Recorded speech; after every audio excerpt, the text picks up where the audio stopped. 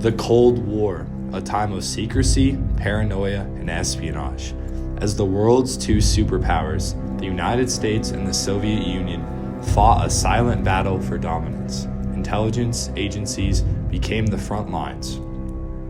Among the most notorious spy ring of the era was a group of British men known as the Cambridge Five, a Soviet spy ring that infiltrated the highest levels of British and American intelligence. Their actions would lead to devastating losses for the West and redefine Cold War espionage. Here's a little information about the Cambridge Five. The Cambridge Five were a group of British double agents who secretly worked for the Soviet Union between the 1930s and 60s. The five men all attended Cambridge University, and these are a little about the five men.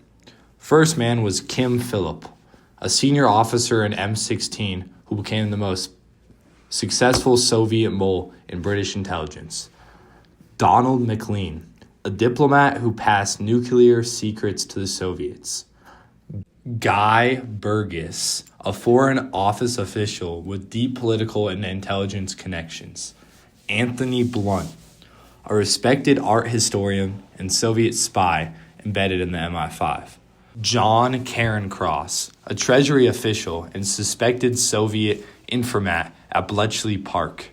Their betrayal shook British intelligence's community, exposing deep flaws in counterintelligence operations. The roots of their espionage began at Cambridge University in the 1930s. At the time, Europe was heading toward war, and many intellectuals saw fascism as a growing threat. Some students, disillusioned by capitalism and democracy's failure to prevent economic hardship, turned to communism. Soviet recruiters saw an opportunity. Agents of the NKVD, precursor to the KGB, approached promising students, offering them the chance to fight fascism by working for Moscow. Philby, Burgess, Maclean, Blunt, and Cairncross, all from privileged backgrounds, became dedicated Soviet operatives. The recruitment was highly strategic. They were encouraged to avoid joining the Communist Party to avoid suspicion, allowing them to blend into British society. Following their graduation, each member of the Cambridge Five secured important positions in the British government in order to secure valuable information. Kim Philby joined MI6 and quickly rose through the ranks, working in counterintelligence against the Soviet Union while secretly protecting Soviet spies. Donald Maclean became a senior diplomat, giving him access to top-secret discussions between Britain and the U.S., particularly on nuclear weapons. Guy Burgess worked on both MI6 and the Foreign Office, where he passed classified information directly to Moscow. Anthony Blunt worked within MI5, Britain's domestic intelligence agency, allowing him to feed counterintelligence details to the Soviets. John Cairncross, suspected of being the fifth member, worked at Bletchley Park, where he provided information on wartime code-breaking efforts.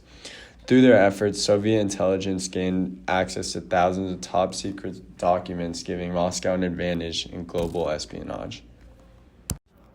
The damage done. The Cambridge Five provided the Soviet Union with critical intelligence that shaped the Cold War. They provided nuclear secrets. Maclean leaked details of the U.S.-British atomic bomb program, allowing the Soviet Union to accelerate its nuclear weapon development. They also sabotaged counterintelligence. Philby, while working with the MI6, warned the Soviets about British and American double agents, leading to their arrests or executions. They also interfered with the Korean War. Soviet intelligence, thanks to leaks from the Five, had foreknowledge of the Western strategies, which helped the USSR and its allies, including North Korea. Western intelligence agencies remained unaware of their treachery for years. The Soviets, meanwhile, regarded them as some of their most valuable assets. By the late 1940s, British and American intelligence agencies began to suspect leaks. The turning point came in the early 1950s when decoded Soviet communications, codenamed Venona, hinted at a high-level mole inside British intelligence. Maclean was identified first, and his arrest was imminent. In 1951, Guy Burgess, aware of the danger, fled with him to Moscow. Their defection raised immediate suspicion about Philby, who had connections to both men. Though he was questioned, no concrete evidence linked him to espionage, and he avoided prosecution for the time being. Philby continued his double life for over a decade, even working as a journalist in the Middle East. But by 1963, the truth caught up with him.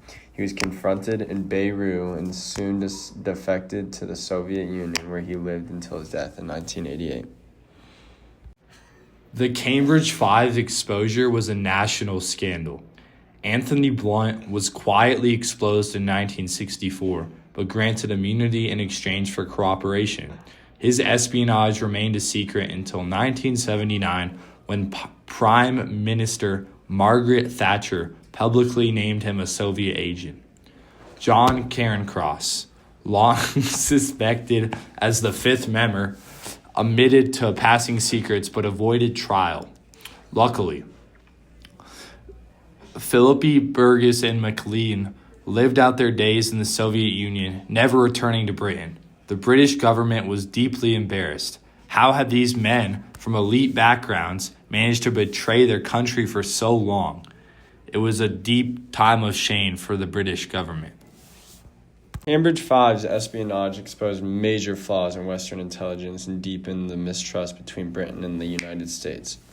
Their actions reinforced the need for stronger counterintelligence measures.